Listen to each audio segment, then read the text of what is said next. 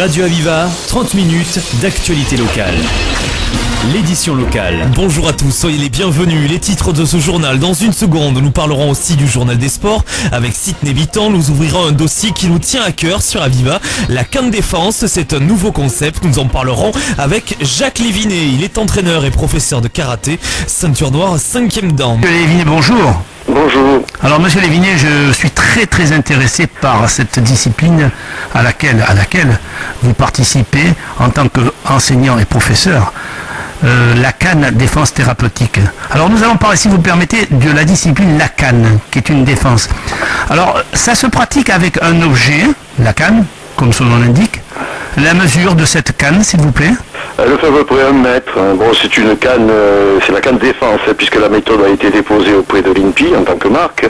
Et donc, cette canne, disons, est née d'une réflexion du fait que j'enseigne aux professionnels, et notamment aux forces de l'ordre, la pratique du tonfa. Certains civils me demandaient cette pratique-là, et donc comme je ne peux pas l'enseigner, étant donné que c'est quand même une arme de 6e catégorie, j'ai pensé à la canne. Une canne donc pour se défendre, une canne qu'il fallait adapter évidemment, puisque bon, la dimension et le matériau devaient ne pas blesser, et donc elle a été étudiée dans un sens de défense avec un matériau relativement flexible à base de bambou et une sécurité maximale avec une crosse et un embout sécurisé. Quelles sont les qualités pour la pratique de cette discipline? Les qualités, vraiment, c'est une discipline ouverte à tout le monde, hein, donc il n'y a pas de condition d'âge, justement, puisque la population vieillit de plus en plus, et donc elle est aussi bien adaptée aux seniors qui veulent pratiquer, donc soit dans les maisons de retraite, soit dans des activités associatives, soit à des personnes atteintes par un handicap, comme c'est le cas de la CAN Défense thérapeutique. C'est la raison pour laquelle j'ai voulu donc distinguer séparer plutôt cette discipline en deux options, soit la CAN Défense santé, dite santé donc à l'attention de tous les seniors, et la CAN Défense thérapeutique à l'attention justement des personnes atteintes par un handicap, avec une méthode adaptée à chaque fois. Cette discipline a-t-elle une origine? L'origine, c'est ma réflexion, puisque bon, c'est moi qui en suis le fondateur, puisque bon, j'ai fondé plusieurs méthodes de cette défense qui sont le self-procrave ou le bâton de défense, et donc la CAN Défense a été donc le fruit d'une réflexion sur ce fait-là, c'est-à-dire de comment permettre à monsieur tout le monde de se défendre sans avoir, disons, la nécessité d'aller dans une activité sportive de contact, comme ça peut être le cas quand on travaille la défense à main nue. Donc la canne servait, j'allais dire, de prolongation pour ne pas se blesser, ne pas s'épuiser lors des entraînements et avoir une efficacité maximale pour la défense, quoi. C'est uniquement pour renforcer le self-control, mais pas pour gagner un adversaire. Ah non, l'optique c'est que, bon, étant donné, comme je vous avais dit, que j'enseigne donc des techniques autres pour les forces de l'ordre d'intervention, donc je ne pouvais pas, disons, sciemment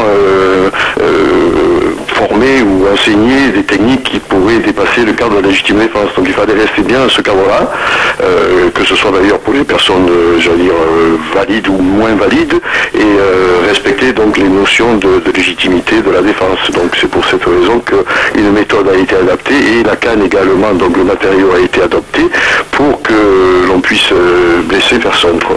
Est-ce que vous avez, dans vos études, pu étudier que c'est surtout pour appréhender, interpeller et éviter?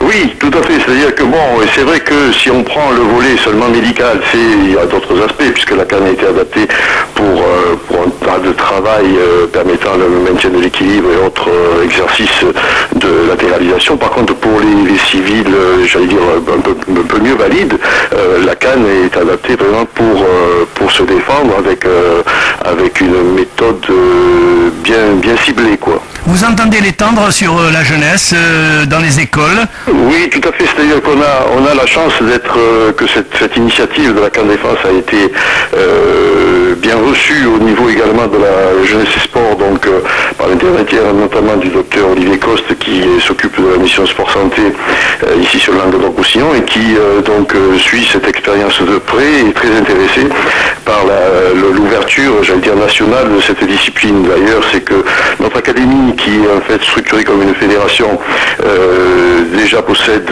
dans plusieurs clubs en France, certains à l'étranger également, qui dispensent et sont preneurs de cette méthode de la CAN Défense, raison pour laquelle également on a, j'ai voulu mettre un cursus en place de passage de grade et de formation d'instructeurs, dont là également l'instructorat de CAN Défense Thérapie qui vient d'avoir lieu. La première session, la première formation a eu lieu au Jardin de Sofia, ici à Castelnau-le-Lez. Cette CAN Défense est-elle commercialisée ?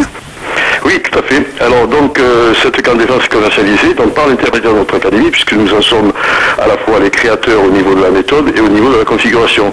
Donc elle est brevetée CDJL, c'est-à-dire CAN Défense Jacques Levinet, c'est le terme exact, et donc elle est disponible évidemment chez nous par commande, par internet ou autre, donc puisqu'il fallait à la fois une canne qui ne soit pas une canne de pharmacie, puisque les cannes de pharmacie, même si elles ont leur utilité pour la marche ou la rééducation, n'ont guère d'utilité pour la défense, étant donné qu'elle casse. Alors que là, bon, la canne est étudiée avec un matériau relativement flexible qui permet de repousser toute attaque d'objets lourds. Si vous permettez, pour terminer, vous me parliez de grade, c'est le même grade que le karaté ?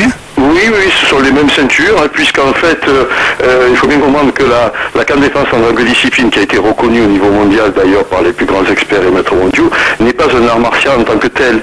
Hein, elle ne dépend pas d'une fédération d'arts martiaux, et donc elles dépendent donc au niveau de l'académie, ce sont des qualifications professionnelles que nous délivrons. C'est-à-dire que bon, les gens qui viennent se former, par exemple, pour être instructeurs, et bon, ou animateurs ou instructeurs de CAN Défense thérapeutique, éventuellement pour les malades, donc ne sont pas ont un cursus qui donc ponctué par des qualifications professionnelles qu'on appelle grade également, et instructeurs qui se passent donc au sein de notre académie par des stages et des formations nationales. Monsieur Lévigné, je vous remercie beaucoup de nous avoir réservé quelques minutes, car c'est très très intéressant cette discipline que l'on découvre et qui peut rendre des gens heureux, libres. Voilà, c'est surtout ça, c'est surtout que les gens, bon, maintenant, ont le souci de se défendre, bien évidemment, et bon, veulent une activité à la fois ludique, parce que c'est très très ludique, hein, on a des objets pour pouvoir travailler, s'entraîner très ludique, et c'est ce qu'ils recherchent, et puis également, il y a le souci de la réinsertion et de l'échange. Il n'est pas nécessaire de mesurer 1m90 et 100 kg. Donc c'est une très très bonne invention, et je vous en félicite. Voilà, alors si vous êtes intéressé par cette CAN Défense, vous allez sur le www.candefense.com ou alors vous téléphonez au 04 67 07 50 44.